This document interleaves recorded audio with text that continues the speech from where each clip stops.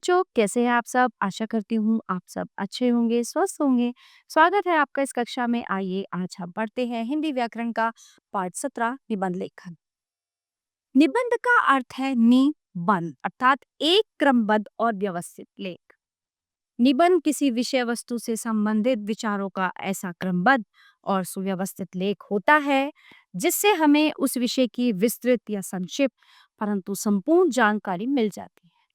अच्छा निबंध कैसे लिखें? अच्छा निबंध लिखने के प्रमुख नियम इस प्रकार हैं। 1. निबंध लेखन से पूर्व विषय पर इस तरह अच्छी तरह विचार कर लेना चाहिए। निबंध को शीर्षकों में बांट लेना चाहिए। इन शीर्षकों को उपशीर्षकों में बांट लेना चाहिए। अधिक नहीं तो प्रस्तावना, विषय वस्तु, उपसंहार पर्याप्त है। भाषा सरल और स्पष्ट होनी चाहिए। विचारों को क्रमबद्ध रूप से स्पष्ट करना चाहिए। विचारों की पुनरावृत्ति से बचना चाहिए। लिखने के बाद उसे पढ़िए, उसमें आवश्यक सुधार कीजिए। भाषा संबंधी त्रुटियां दूर कीजिए। यदि समय हो तो उसे दोबारा सुंदर सुवाच्य अक्षरों में लिखिए। कोई उपयुक्त कथन याद हो तो उसे यथास्थान जोड़िए। याद रखिए, निबंध परीक्षा कॉपी के 2 या 3 पेज से अधिक न हो। निबंध को बिंदुवार अर्थात शीर्षकों में लिखना चाहिए। शीर्षकों को रेखांकित यानी कि अंडरलाइन करना ना भूलिए। ये बहुत ही अच्छे पॉइंट्स हैं। निबंधों के कुछ उदाहरण। सबसे पहले है मेरे सपनों का भारत। प्रस्ताव। हमारा देश भारत एक बहुसांस्कृतिक, बहुभाषी और बहुधार्मिक देश है जिसने पिछली शताब्दी में विभिन्न क्षेत्रों में स्थिर प्रगति देखी है। मेरे सपनों का भारत वो भारत है जो इससे भी अधिक गति से प्रगति करे और जल्द ही विकसित देशों की सूची में शामिल हो जाए। यहाँ पर कुछ क्षेत्र ऐसे हैं जिनमें भारत को बेहतर बनाने के लिए ध्यान देने की आवश्यकता है। शिक्षा और रोजगार। मैं ऐसे भारत का सपना देखता हूँ जहाँ हर नागरिक शिक्षित होगा और हर किसी को योग्य रोजगार के मौके मिल सकेंगे। शिक्षित और प्रतिभाशाली व्यक्तियों से भरे राष्ट्र के विकास को कोई नहीं रोक सकता। जाति और धार्मिक मुद्दे। मेरे सपनों का भारत एक ऐसा भारत होगा जहां लोगों से उनकी जाति या धर्म के आधार पर भेदभाव नहीं किया जाएगा। जाति और धार्मिक मुद्दों को दरकिनार करके कार्य करना राष्ट्र को मजबूत करने में काफी महत्वपूर्ण कदम भी है। औद्योगिक और तकनीकी विकास। भारत ने पिछले कुछ दशकों में औद्योगिक और तकनीकी विकास दोनों को देखा है। हालांकि ये विकास अभी भी अन्य देशों के विकास के समान नहीं है। मेरे सपनों का भारत तकनीकी क्षेत्र के साथ साथ अन्य क्षेत्रों में तेजी से प्रगति करेगा। भ्रष्टाचार। देश में बहुत भ्रष्टाचार में और उसकी दर हर दिन तेजी से बढ़ रही है। आम आदमी भ्रष्ट राजनेताओं के हाथों पीड़ित है जो केवल अपने स्वार्थी उद्देश्यों को पूरा करने में रुचि रखते हैं। मेरे सपनों का भारत भ्रष्टाचार से मुक्त होगा। यह एक ऐसा देश होगा जहां लोगों की भलाई सरकार का एकमात्र लक्ष्य होगा। लैंगिक भेदभाव। ये देखना अत्यंत दुखदाई है कि जीवन के हर क्षेत्र में खुद को साबित करने के बाद भी महिलाओं को अब तक पुरुषों से नीचा माना जाता है। मेरे सपनों के भारत में कोई लिंग भेदभाव नहीं होगा। ये ऐसा स्थान होगा जहां पुरुषों और महिलाओं को बराबर माना जाता हो। उपसंहार। मेरे सपनों का भारत एक ऐसा स्थान होगा जहां लोग खुश और सुरक्षित महसूस करेंगे एवं अच्छे जीवन की गुणवत्ता का आनंद लेंगे और अपने देश के अभ्युदय में अपना उदय। अगला निबंध है हमारा बहुत ही सुंदर, बहुत ही प्यारा। बेटी बचाओ बेटी पढ़ाओ। प्रस्ताव में बेटी बचाओ बेटी पढ़ाओ एक सरकारी योजना है जिसे भारत के प्रधानमंत्री ने जनवरी 2015 में शुरू किया है। ठीक है, बहुत ही ध्यान देने वाली चीज है। कई बार आपको जनरल नॉलेज में, जीके में भी ये चीजें आ जाती हैं, तो ध्यान से सुनिएगा। इसका उद्देश्य भारत के ग्रामीण क्षेत्रों में लड़कियों के प्रति लैंगिक भेदभाव को समाप्त करके उनके सर्वांगीण विकास पर बल देना है ताकि आने वाले समय में वे पुरुषों के साथ कंधे से कंधा मिलाकर देश की प्रगति में बराबर सहयोग कर सकें। लड़कियों की सामाजिक स्थिति। भारतीय समाज में लड़कियों की सामाजिक स्थिति में सकारात्मक बदलाव लाने के लिए इसका आरंभ किया गया है। हमारे समाज में छोटी लड़कियों पर बहुत सारे प्रतिबंध लगाए जाते हैं जो उनकी वृद्धि और विकास में रोड़े बने हुए हैं। ये योजना छोटी लड़कियों के खिलाफ होने वाले अत्याचार, असुरक्षा, लैंगिक भेदभाव आदि को रोके। 18वीं सदी के लोगों की बजाय आधुनिक समय में महिलाओं के प्रति लोगों की मानसिकता ज्यादा घटिया होती जा रही है। इस कार्यक्रम की शुरुआत करते समय प्रधानमंत्री ने कहा कि भारतीय लोगों की ये सामान्य धारणा है कि लड़कियां अपने माता पिता के लिए पराया धन होती हैं। अभिभावक सोचते हैं कि लड़के तो अपने हैं जो बुढ़ापे में उनकी देखभाल करेंगे, जबकि लड़कियां तो दूसरे घर जाकर अपने ससुराल वालों की सेवा कर। विकृत मानसिकता के विरुद्ध अभियान। लड़कियों के बारे में 21वीं सदी में लोगों की ऐसी मानसिकता वाकई शर्मनाक है और जन्म से लड़कियों को पूरे अधिकार देने के लिए लोगों के दिमाग से इस भ्रांति को जड़ से मिटाने की जरूरत है। छोटी लड़कियों की स्थिति 20वीं सदी के अंतिम दशक में बहुत खराब हो चुकी थी, क्योंकि कन्या भ्रूण हत्या बड़े पैमाने पर अपने पैर पसार रही थी। उच्च तकनीकी के द्वारा लिंग का पता लगाकर जन्म से पहले ही लड़कियों को मां के गर्भ में ही मार दिया जाता था। लड़कियों की संख्या को कम करने के लिए ये प्रथा प्रचलन में थी। साथ ही साथ परिवार एक लड़की की जिम्मेदारी तुच्छ समझता है। योजना की शुरुआत करने के लिए सबसे उपयुक्त प्रदेश के रूप में हरियाणा को चुना गया था, क्योंकि लड़के और लड़कियों के लिंगानुपात में हरियाणा की स्थिति सबसे अधिक खराब है। उद्देश्य: देश में लिंग अनुपात में समानता लाने के लिए तथा बेटियों की सुरक्षा और कन्या भ्रूण हत्या रोकने के लिए इस योजना को लागू किया गया है। इस अभियान के द्वारा पक्षपाती लिंग चुनाव की प्रक्रिया का उन्मूलन, बालिकाओं का अस्तित्व और सुरक्षा तथा शिक्षा सुनिश्चित करना है। उपसंहार: इस योजना के द्वारा सरकार ने लड़कियों के गिरते अनुपात पर रोक लगाने का प्रयास किया है। इसके लिए सरकार ने उनकी शिक्षा पर विशेष बल दिया है। इसके साथ ही सरकार ने सुकन्या समृद्धि योजना भी आरंभ की है, किंतु अभी तक ये योजना पर्याप्त रूप से प्रभावी नहीं हो सकती है। ठीक है, लड़कियों की प्रगति के लिए अभी सरकार को और अधिक कार्यक्रम तथा योजनाएं बनाकर उन्हें ठोस रूप से लागू करने की आवश्यकता। अंधविश्वास अगला टॉपिक है, विषय है हमारा अंधविश्वास, और ये बहुत ही अच्छा टॉपिक है। ठीक है, विषय है, इस पर चर्चा होनी बहुत जरूरी है, इस पर बात करना बहुत जरूरी। प्रस्ताव: अंधविश्वास की जड़ें अज्ञानता में फैली होती है। ये हमारे भय यानी डर, निराशा, असहायता व ज्ञान की कमी को दर्शाती है। ये बहुत ही दुखद है कि बहुत से पढ़े लिखे लोग भी अंधविश्वासों में जकड़े होते हैं। इस ज्ञान में विज्ञान के युग में ये हमारी बौद्धिक निर्धनता को दर्शाता है। ये बहुत ही मोहतापूर्ण है कि जब इंसान किसी बात को समझ नहीं पाता है तो वो उस चीज के लिए अंधविश्वासी हो जाता और बहुत सी घटनाओं को दैवीय कारण समझकर डरने लगता है। अंधविश्वास के प्रकार: अंधविश्वासों के बहुत से प्रकार हैं, जिनमें से बहुत से अंधविश्वास बहुत ही हास्यास्पद बन जाते हैं। जैसे कि 13 नंबर को अशुभ माना जाता है। यदि कोई छींक दे तो कहते हैं अभी यात्रा या काम के लिए मत जाओ। इस प्रकार बिल्ली के रास्ता काटने पर माना जाता है कि कुछ बुरा होने वाला है। उल्लू की आवाज या भेड़िए की आवाज सुनकर अनहोनी की आशंका करना, जन्म कुंडली का मिलान होने पर ही विवाह करना, ये सब अंधविश्वास के कारण ही होता है। कई जगहों पर ये माना जाता है कि अगर घोड़े की नाल को घर के दरवाजे पर लगा दिया जाए तो वह सौभाग्य का प्रतीक होता है। इससे पता चलता है कि हम मानसिक स्तर पर आज भी आदिम युग में ही जी रही। इन सभी अंधविश्वासों को मानना वास्तव में हास्यास्पद है। सर्वव्याप्त अंधविश्वास जो सब जगह फैला हुआ है वो क्या है? अंधविश्वास किसी विशेष समाज या देश से नहीं जुड़े हैं, बल्कि हर जगह पाए जाते हैं। यहाँ तक कि क्रिकेट के खेल में खिलाड़ी कोई विशेष नंबर लिखी पोशाक पहनकर आता है, तो फुटबॉल के मैच में कोई पूरी टीम ही ऐसा करती है। कोई खिलाड़ी सेंचुरी मारने के बाद अपने गले के लॉकेट को चूमता है। जब लोकप्रिय और युवाओं के रोल मॉडल समझे जाने वाले खिलाड़ियों तक का ये हाल है, तो फिर सामान्य जन की तो बात ही क्या।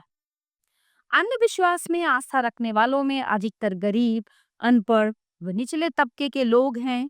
हम वैज्ञानिक सोच का प्रचार प्रसार करके अंधविश्वासों में कमी ला सकते हैं। कारण व तथ्यों की मदद से सभी अनसुलझे रहस्य को सुलझाया जा सकता है और अंधविश्वास की जड़ों पर प्रहार किया जा सकता है। उपसंहार: आज से कुछ शताब्दी पहले चेचक को भगवान का प्रकोप समझा जाता था, लेकिन मेडिकल विज्ञान की सहायता से इसे जड़ से खत्म कर दिया गया है।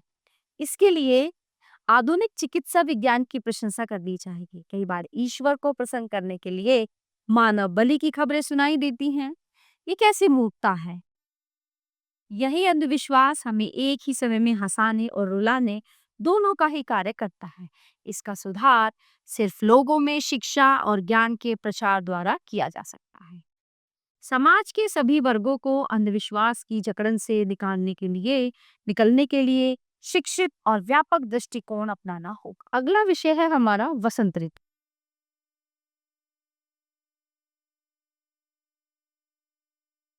प्रस्तावना: भारत एक विशाल देश है। पूर्व से लेकर पश्चिम तक और उत्तर से लेकर दक्षिण तक ये प्राकृतिक विविधताओं से भरा देश है।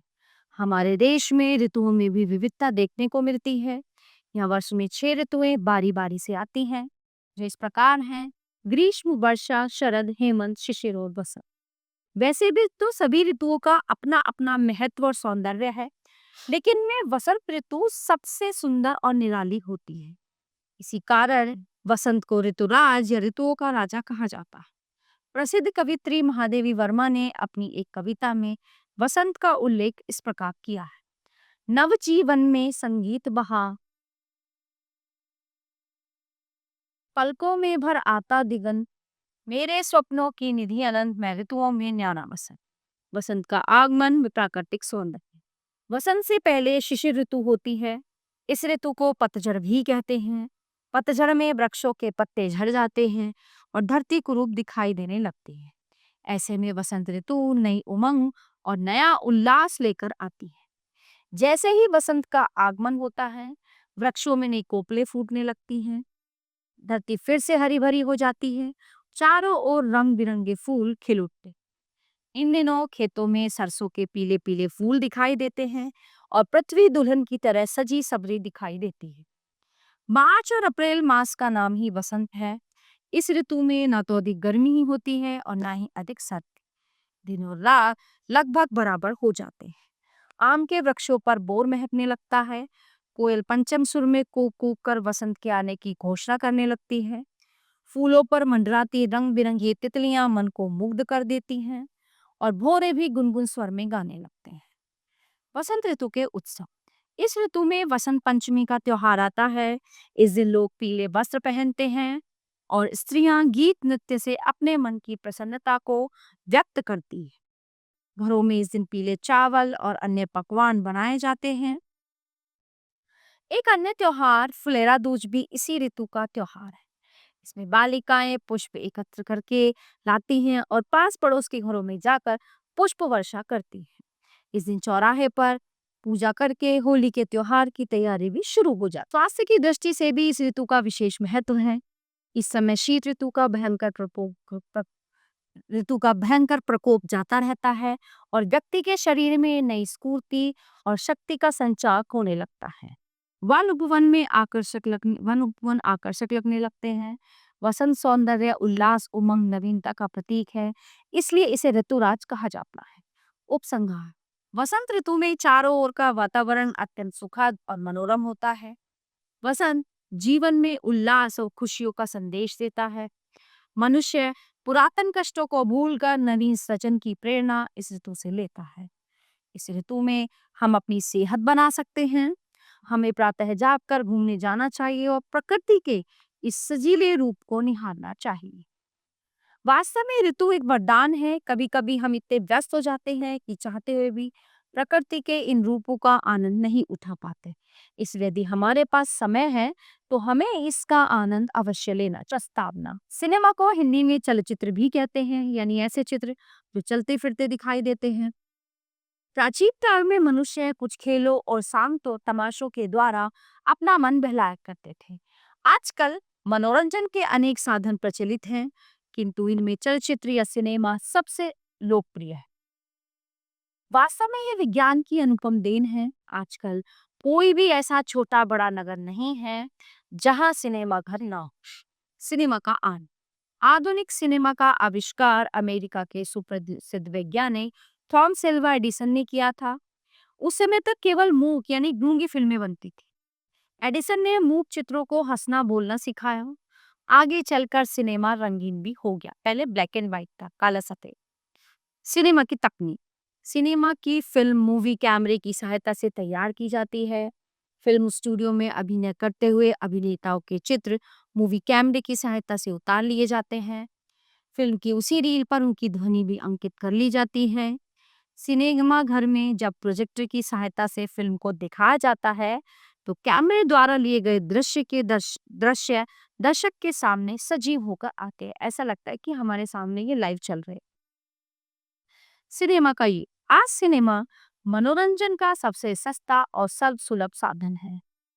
इसकी लोकप्रियता को देखते हुए इसे मनोरंजन का सर्वश्रेष्ठ साधन भी कहा जा सकता है। जो लोग रोज काम की चक्की में पिसते रहते हैं, वे सप्ताह या महीने में एक बार चलचित्र देखकर अपने आप को तरोताजा अनुभव करते हैं। यही कारण है कि सिनेमाघरों की खिड़कियों पर लोगों की भीड़ लगी रहती है। सबको इंटरेस्ट आता है, सभी चाहते हैं कि काम के बाद थोड़ा सा रिफ्रेशमेंट हो। सिनेमा का महत्व आज सिनेमा केवल मनोरंजन का ही नहीं वरन ज्ञानवर्धन का भी साधन है। इसके माध्यम से भूगोल, गणित, इतिहास, विज्ञान आदि विषयों की शिक्षा प्रभावशाली ढंग से दी जा सकती है। समाज सुधार के क्षेत्र में भी सिनेमा अग्रणी भूमिका का निर्वाह कर सकता है। सिनेमा के द्वारा छुआछूत, दहेज प्रथा, बाल विवाह, विधवा विवाह, बाल श्रम, शिक्षा की आवश्यकता आदि के विषय में उपयोगी जानकारी दी जा सकती है। सिनेमा ने हिंदी भाषा के प्रचार प्रसार में भी बड़ा योगदान दिया है। आज हिंदी भाषा क्षेत्रों के लोग भी चलचित्र देखकर हिंदी भाषा सीख गए हैं और मस्ती में हिंदी के गीत गुनगुनाते हैं और संवाद बोलते हैं। सिनेमा का दुष्प्रभाव अच्छा किसी चीज के ना अच्छा प्रभाव भी होता है तो दुष्प्रभाव भी होते हैं। सिनेमा के जहाँ कई लाभ हैं तो वहीं कुछ हानियां भी हैं। अनेक युवाओं विशेषकर छात्र छात्राओं को फिल्में देखने की बुरी लत पड़ जाती है और वे अपनी पढ़ाई लिखाई भूलकर सिनेमा देखने और उसके बारे में बात करने में ही सारा समय बिता देते हैं और परीक्षा में फेल तक हो जाते हैं। कई बार सिनेमा में दिखाए जाने वाले अश्लील दृश्य, धूम्रपान, मद्यपान, अपराध आदि के दृश्य भी लोगों को उकसाते हैं और समाज का वातावरण दूषित करते हैं। फिल्मों में दिखाए जाने वाले अर्धनग्न और श्रृंगारपूर्ण दृश्य युवाओं के मस्तिष्क पर बुरा प्रभाव डालते हैं। चूंकि गंदी बातें और गंदे दृश्य मस्तिष्क पर जल्दी प्रभाव डालते हैं और कई बार तो मन में ऐसा अटल भाव बनकर बैठ जाते हैं कि वे भुलाए से भी नहीं भूलते। सिनेमा के द्विअर्थी गानों, हिंसक घटनाओं और बनावटी प्रेम को अशिक्षित युवा जीवन का सच मान लेते हैं और नायक नायिकाओं के पहनावे, रंग, रूप और बोलने की शैली तक की नकल करने लग जाते हैं, जो उन्हें या तो जेल की सलाखों तक पहुंचा देता है या फिर वे समाज में हंसी का पात्र बन जाते हैं। उपसंहार आवश्यकता इस बात की है कि हम सिनेमा को बस मनोरंजन का साधन समझें और इसकी बुरी बातों को छोड़कर केवल अच्छी शिक्षा ही ग्रहित करें। फिल्म निर्माताओं का भी ये नैतिक कर्तव्य है कि वे सार्थक मनोरंजन की अच्छी फिल्में ही ठीक है। अब आगे देखिए यहाँ पे और भी निबंध हैं जैसे यह है सत्यवादिता। ठीक है, इसको आप स्वयं पढ़ेंगे। अगला टॉपिक है आपदा प्रबंधन। अगला विषय है पुस्तकें सच्ची मित्र। ये भी आपको स्वयं पढ़ना है। अगला विषय है विद्यार्थी जीवन। उससे आगे है प्रातःकालीन भ्रमण। ये बहुत ही अच्छे अच्छे निबंध है, आप इनको पढ़ेंगे, इनका अभ्यास करेंगे। ठीक है, तो यहीं पे ये समाप्त होते हैं। तो इस पाठ से हमने क्या जाना कि निबंध का अर्थ है क्रमबद्ध और व्यवस्थित लेख। निबंध की भाषा सरल और स्पष्ट होनी चाहिए। निबंध के 3 मुख्य अंग होते हैं प्रस्तावना, विषय वस्तु और उपसंहार। और यहाँ पर देखिए कुछ यहाँ पे अभ्यास के लिए भी दिए गए हैं जो आपको स्वयं करने हैं। तो प्यारे बच्चों, ये था हमारा पाठ निबंध लेखन जो यहीं पे समाप्त होता है। आशा करती हूँ आपको अच्छे से समझ आया होगा। मिलते हैं अगली कक्षा में। धन्यवाद।